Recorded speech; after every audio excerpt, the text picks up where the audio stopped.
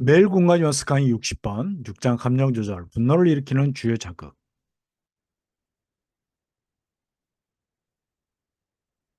분노 연구의 대가 에버릴 박사가 주장하는 화를 내게 되는 주요 원천. 일단 사회적으로 공유되는 기대나 법칙에 어긋났을 때.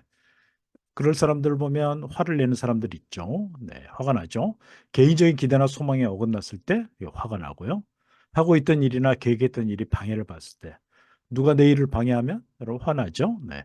자기 존중감이 상했을 때, 무시하거나 깔볼 때, 일단 실질적으로 어떤 물건이 망가졌을 때 화도 나고요.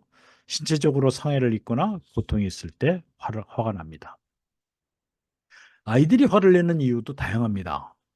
아이들이 화를 낼 때 겉으로 보는 것만을 가지고 야단치거나 무시해서는 안 된다고 합니다. 이 겉으로는 아이들이 이제 어떻게 처리할 줄을 몰라서 화를 내고 있지만 내면을 들여다보면 슬픔이나 우울증에 젖어 있는 경우가 많다라고 합니다. 특별히 이제 자존감이 낮은 아이일수록 사소한 일에 화를 잘 냅니다. 이게 그 자존감이 높은 사람은 그냥 지나칠 일에 자존감이 쉽게 상하지 않습니다. 그래서 아이들의 그 자존감을 높이는 방법. 이제 요 강의가 끝나고 또 시간이 되면 제가 아이들의 자존감을 높이는 방법에 대해서 강의를 할 예정입니다. 네, 다양한 방법으로 도와주면 됩니다. 친구들이 놀리거나 비아냥거릴 때, 이게 특히 이제 아이들은 이제 장난으로 하는데 이제 또 그 자기가 듣기 싫은 그 별명이 있을 때죠. 근데 자존감이 상해하죠.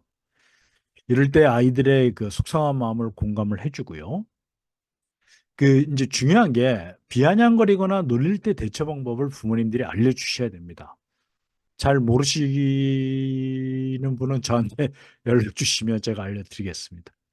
그다음에 신체 공격을 당했을 때 이게 그 대처 방법을 간단하게 얘기하면 먼저 공감을 해주고요. 자신의 상한 마음을 전달하는 법을 알려줘야 됩니다. 그리고 이제 그것뿐만 아니라 자기의 요구 사항과 경계선. 네가 이렇게 하면 나는 이렇게 할 거야라는 경계선 대화를 듣는 훈련을 해야 됩니다. 간단하게 예를 들면 그런 말을 하면 너랑 친하게 지낼 수 없어. 그러니까 하지 않으면 좋겠어. 이게 경계선이거든요. 이렇게 대처 방법을 알려주면 좋습니다. 그다음에 신체 공격을 당했을 때 자존감에 손상을 입고 화를 내지요. 그다음에 네 번째로는 소외감을 느낀 아이들은 이제 그 장난감이나 물건을 망가뜨리거나 화를 내게 합니다. 이제 이런 아이들은 이제 소외감을 느꼈기 때문에 가볍게 신체 접촉을 이렇게 껴안는다든지 어깨를 토닥거려 준다든지 부모님이 함께 하고 있다라는 거 소외감을 느끼지 않도록 하는 신체 접촉이 좋고요. 그 다음에 또 이제 말로는 공감해주고 위로의 말, 지지의 말을 하는 것이 중요합니다.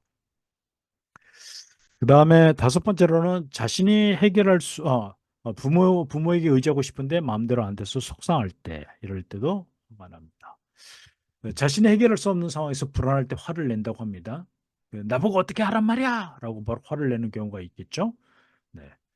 그럴 때는 이제 불안하고 걱정되는 감정을 공감해 줍니다. 그리고 그 아이한테 그 이야기를 해줘야 되겠죠. 너 뭔가 걱정되는 모양이로구나. 뭐가 우리 아들을 이렇게 걱정시키는 게 뭘까? 우리 하나씩 풀어볼까? 라며 다독여주면 아주 좋습니다. 마지막으로 슬프고 우울할 때, 우울해서 화를 낼 때는 이 아이들이 어디 오늘 한 사람만 걸리기만 해. 이런 마음으로 우울증을 화로 표출하는 경우가 있다고 합니다. 이럴 때도 아이들의 슬프고 우울한 마음을 위로해 주면 됩니다.